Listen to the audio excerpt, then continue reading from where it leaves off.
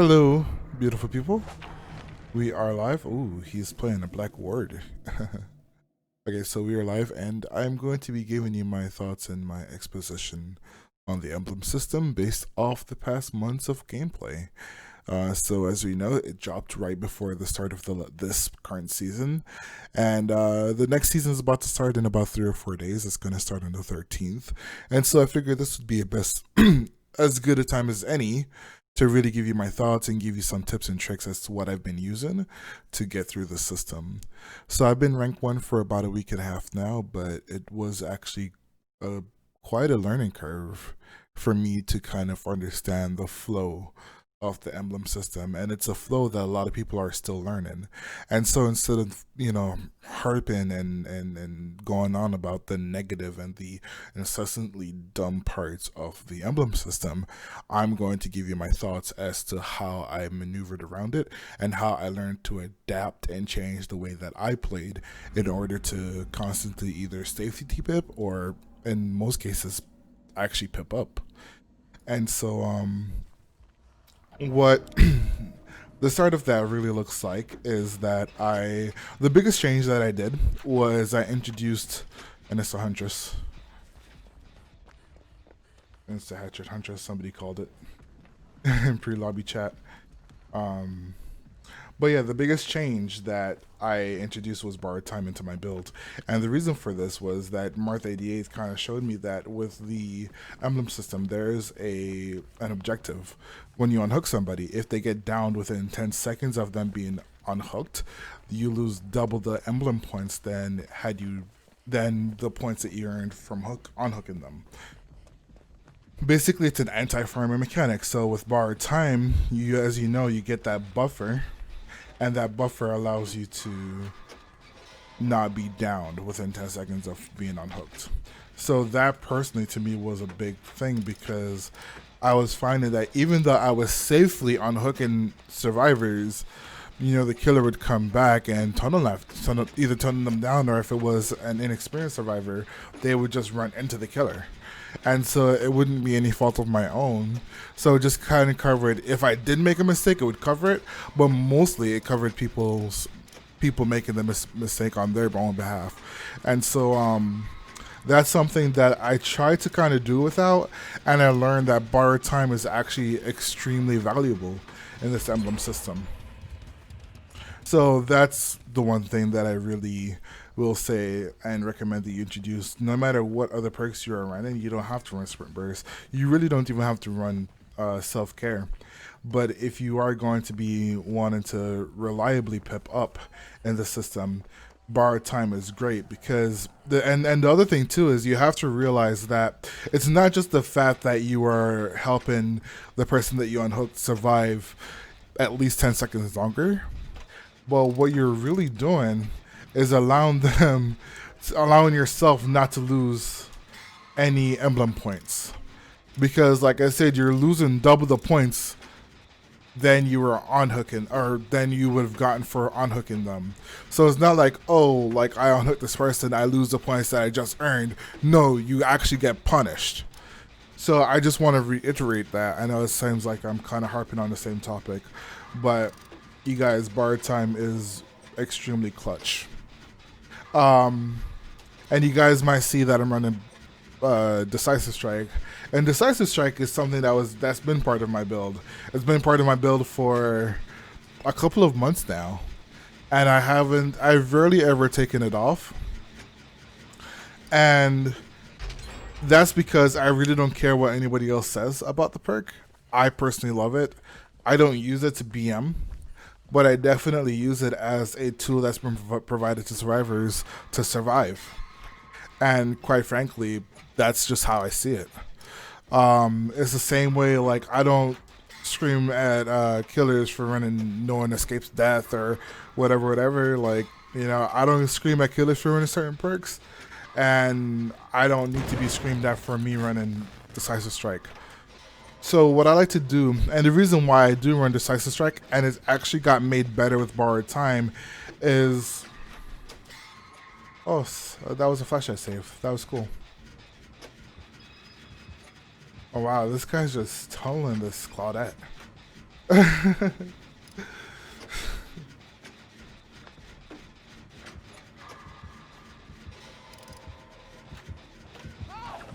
Nope. You tried it.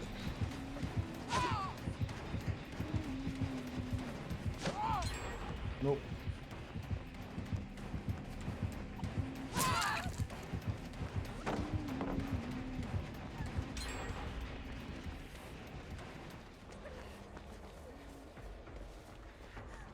Wow, we are one.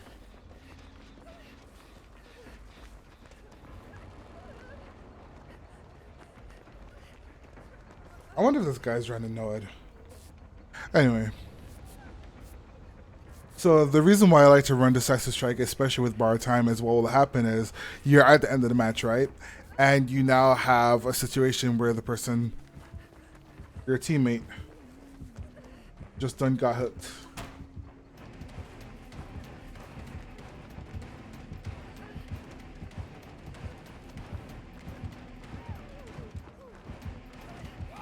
Oh! Did not see them getting that up.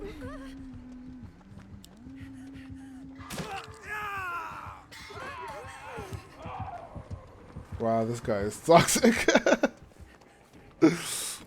Hey, nice attempt at the flashlight save though. Appreciate it, homie. Helped me out big time.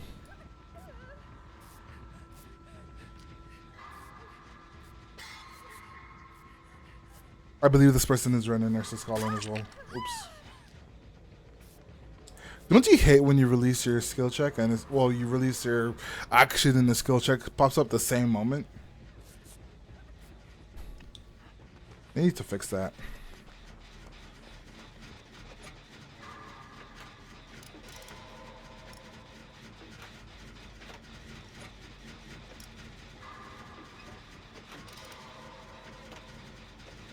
I borrowed time, so.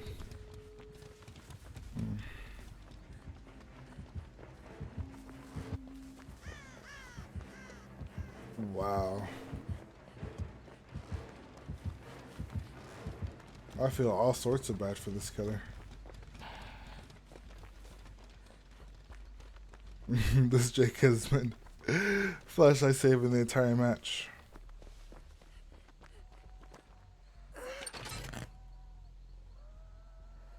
Good job, Jake. Real solid. I don't have any, The other thing you have to keep in mind is that you kind of have to tally your actions. And I have a good amount of Lightbringer with the, I think, 2.5 generators that I've done. And now this one door. So, like, that's a decent amount of generators.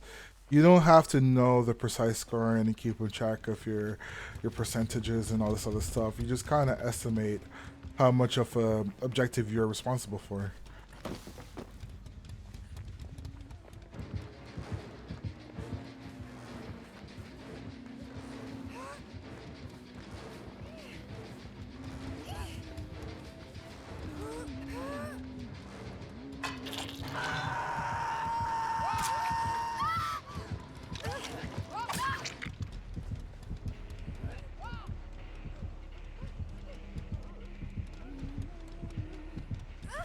Yes, boy.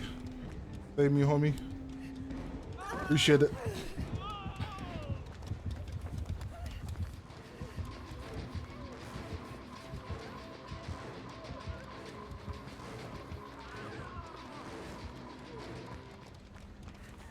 I'm not even going to that door.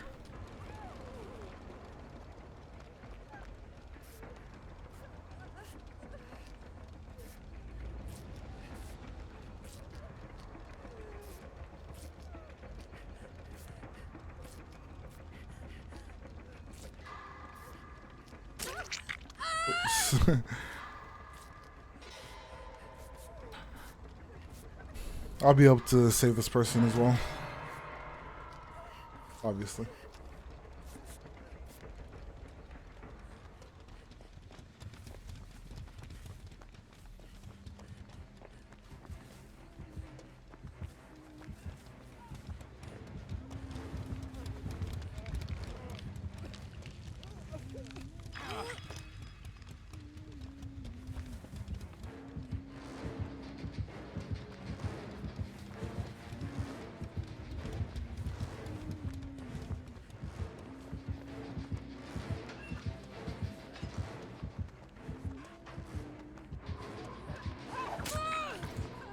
I'm out. I'm done playing around with this guy. Alright, so that gave me my benevolent and I think I pipped. I have enough evader, I believe. Yeah. Yep. So what you saw from that match was me basically doing what I've done for the past like week and a half. Is basically you do enough generators that you're not necessarily gen rushing. It's not a thing, but you don't really want to fully expedite the gens.